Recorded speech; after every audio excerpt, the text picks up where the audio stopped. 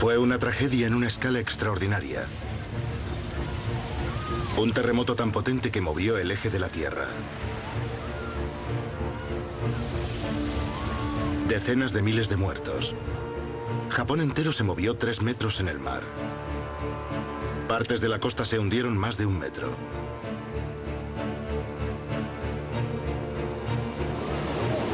¿Qué fuerzas se unieron para crear ese terrorífico desastre? Un equipo de científicos está investigando. Nunca antes habíamos contado con tanta abundancia de datos. En este terremoto no hay misterio, sabemos qué ocurrió exactamente. La costa de Japón está en ruinas. Increíblemente, podría haber sido aún peor. Esta es la historia inédita de cómo la ciencia salvó vidas y cómo los científicos están averiguando qué fue lo que ocurrió exactamente. El tsunami de Japón. ¿Cómo ocurrió?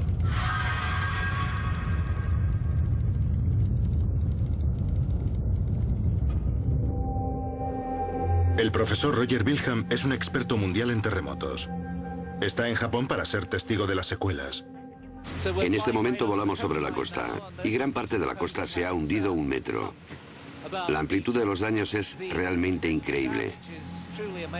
El tsunami se lo llevó todo a su paso, coches, casas, naves industriales, y los fue arrastrando tierra adentro. Una de las cosas que me gustaría ver es hasta dónde llegó, qué tipo de escombros fueron quedando al paso de esas olas gigantes. Wilhelm es el primer geólogo que lleva a cabo un reconocimiento aéreo de los daños. Todos los detalles de este desastre natural han quedado registrados en sismómetros, extensómetros y mareómetros, lo que permite analizar a los expertos qué ocurrió exactamente. Pero esto ha sido, sobre todo, una tragedia humana de una escala inimaginable. Yo quería saber desesperadamente. Por eso he venido hasta aquí. Ha destrozado gran parte de las infraestructuras de Japón, puesto de rodillas a una de las naciones más desarrolladas del mundo.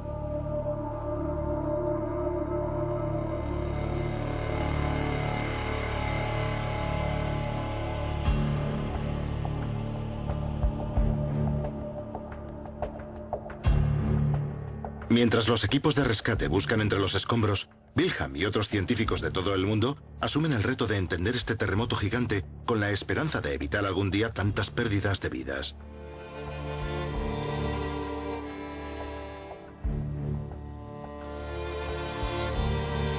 El origen del desastre está situado a 100 kilómetros de la costa.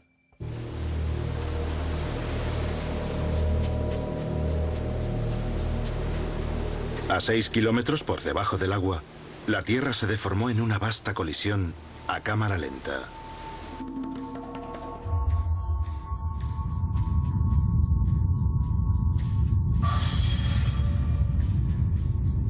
La corteza terrestre está formada por varias losas rocosas del tamaño de continentes, las placas tectónicas. Japón está situado sobre una de las líneas divisorias entre esas placas. La placa del Pacífico se desplaza 8 centímetros al año, la misma velocidad a la que crecen las uñas. La placa del Pacífico se mete por debajo, enganchando y arrastrando parte del terreno en su recorrido. La placa en la que se asienta Japón se comprime y se comba bajo la presión. Una tensión inmensa se ha ido acumulando a lo largo de décadas y de siglos. La energía que provocó este terremoto lleva 200 años acumulándose. Está causada por el movimiento de la placa del Pacífico hacia la placa de Eurasia. Piensen en una goma elástica gigante que llevara 200 años tensándose.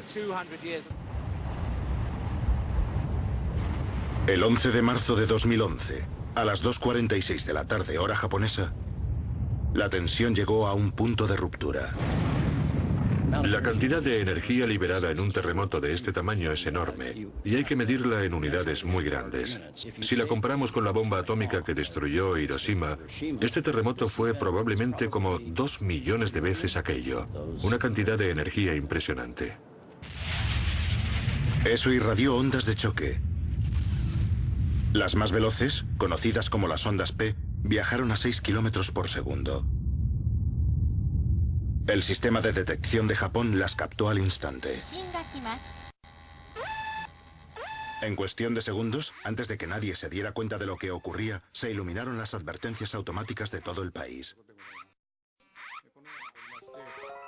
Un anuncio generado por ordenador interrumpió una emisión del Parlamento japonés.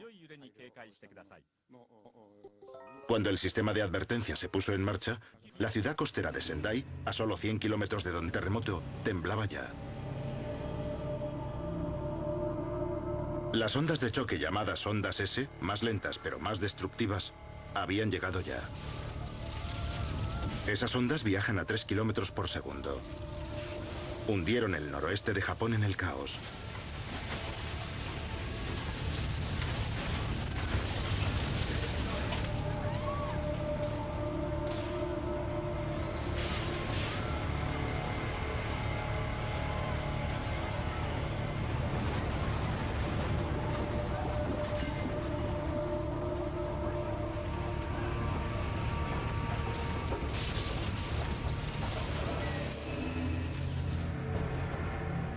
Las ondas, en su propagación, pasaron por Fukushima Daiichi, 150 kilómetros al suroeste del epicentro. Una central nuclear que alberga 6 reactores y que generaba 4,5 gigavatios de electricidad para la red de la zona.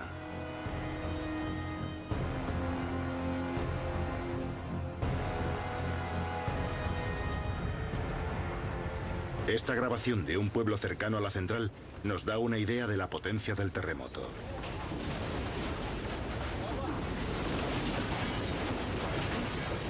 El sistema de advertencia de Japón había apagado automáticamente los reactores. Enfriarlos llevaría tiempo. Cuando piensas en un apagado, piensas que ya no hay peligro porque está apagado. Pero el núcleo del reactor estaba todavía muy caliente. Si tenemos una bandeja en el horno y lo apagamos, el horno sigue calentando dentro, después de haberlo apagado. Después del apagado, los generadores diésel de urgencia entraron en acción para bombear refrigerante a través de los núcleos de los reactores. Fukushima sobrevivió intacta al terremoto, pero había un gran problema. Está situada a metros del mar. A 11.000 kilómetros de distancia, el personal del Centro de Alerta de Tsunamis del Pacífico en Hawái recibía mensajes en sus buscas. A los 10 segundos de que empezara el terremoto, sus efectos ya eran monitorizados en todo el mundo. Japón tiene muchos sismómetros. Hubo mucha información muy pronto. Cuando nos llegó el mensaje, aún no había terminado el terremoto. Las primeras indicaciones, una magnitud de unos 7 grados. Pero a medida que llegaban los datos, empezaba a subir. 7,5, 7,7, más de 8. La reacción inmediata de todo el mundo fue que eso no era posible. Porque en la historia de Japón nunca había habido un terremoto superior a 8,4. Aumentó la intensidad de lo que hacíamos, porque sabíamos que lidiábamos con algo muy grande, algo que podía afectar a toda la cuenca del Pacífico. Nos dimos cuenta de lo fuerte que era. Y de inmediato, de lo terrible que sería eso para Japón. 100 segundos después de que empezara todo, las ondas S, más lentas pero más destructivas, llegaban a Tokio.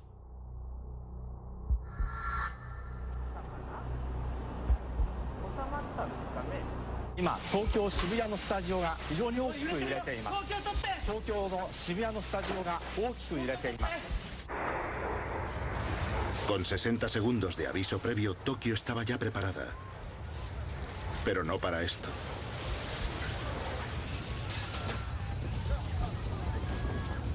El terremoto duró nada menos que 5 minutos.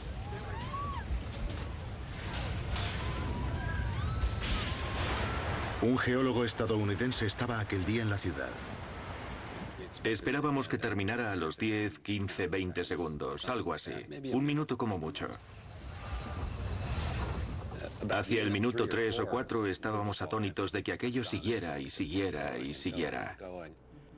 Lo distinto de un terremoto grande es que empieza, pero no se detiene. Nos mirábamos unos a otros diciendo, ¿se ha terminado ya? No, continúa.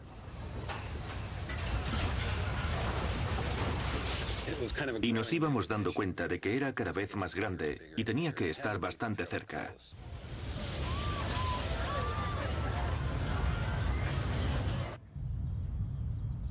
En un parque cercano, un turista estadounidense vio abrirse el suelo a sus pies. Nadie había grabado nunca eso en el momento de ocurrir. La grabación muestra una característica de los terremotos: la licuefacción. Cuando el suelo se comprime, el agua se exprime y sube hacia la superficie. Vale, ahora mismo tenemos un terremoto y esto se está moviendo. ¿Ven cómo se mueven las grietas? Esa grieta no estaba ahí.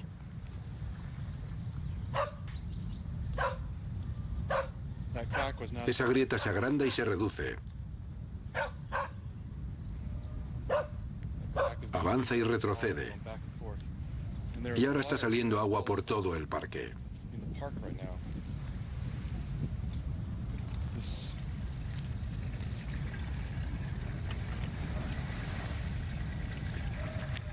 Y aquí hay una grieta enorme y todavía se mueve. Va adelante y atrás, oscilando. Me está poniendo nervioso, porque este suelo podría ceder. No sé. En los días siguientes, los científicos incrementarían la magnitud del terremoto hasta el 9.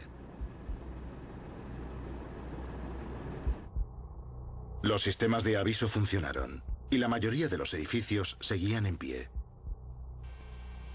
Pero antes de que terminara el terremoto, todos en Japón sabían que faltaba lo peor. Quedaban solo minutos para que llegara un tsunami. La pregunta ahora era cuántos podrían escapar a tiempo.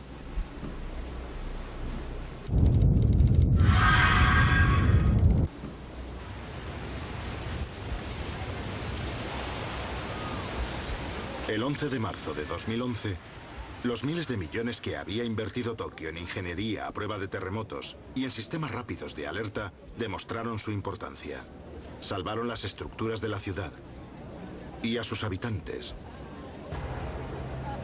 Luego, llegó el tsunami.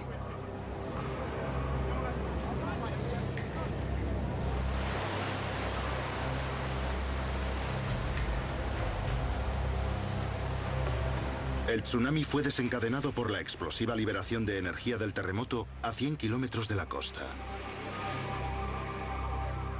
¿Qué lo causó?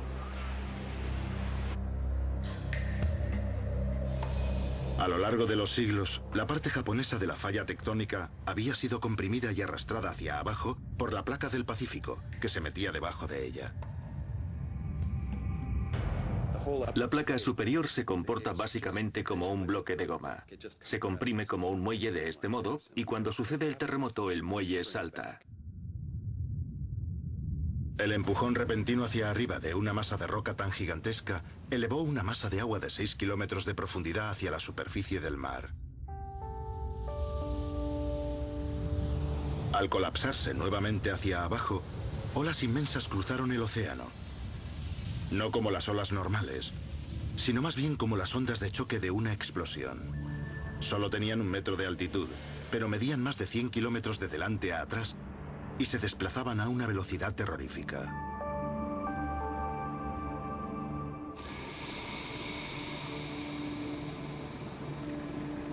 La energía elevó el suelo marino.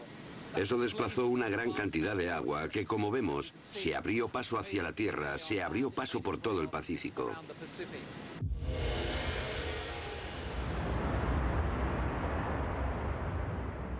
Un lado de la ola cruzó a toda velocidad por el Pacífico.